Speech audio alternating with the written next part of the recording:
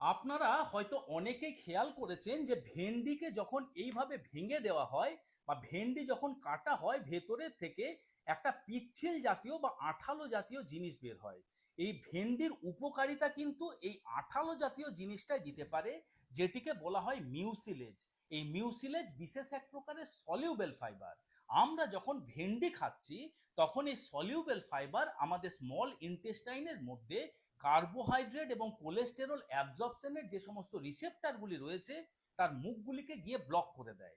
তার ফলে একজন ডায়াবেটিক পেশেন্টের যখন আপনার কার্বোহাইড্রেটের অ্যাবজর্পশন কমে যাবে, তার রক্তে কিন্তু সুগারের মাত্রা নিয়ন্ত্রণে থাকবে। এবং কোলেস্টেরলের পেশেন্টের যখন কোলেস্টেরল অ্যাবজর্পশন কমে যাবে, তার রক্ত থেকে কোলেস্টেরলের মাত্রাও ধীরে ধীরে কমে আসতে থাকবে। তাই ডায়াবেটিক পেশেন্ট এবং কোলেস্টেরল পেশেন্টদের জন্য এই সবজিটি কিন্তু বরদান সাবিত হতে পারে। তবে এই সবজি খাওয়ার ক্ষেত্রে আপনাদের মনে রাখতে হবে যে এই সবজিকে কিন্তু ভেজে খেলে চলবে না। আপনি যদি এর থেকে মেডিসিনাল বেনিফিটস বা হেলথ বেনিফিটস পেতে চাইছেন, তাহলে এই সবজিটিকে সেদ্ধ করে খেতে হবে।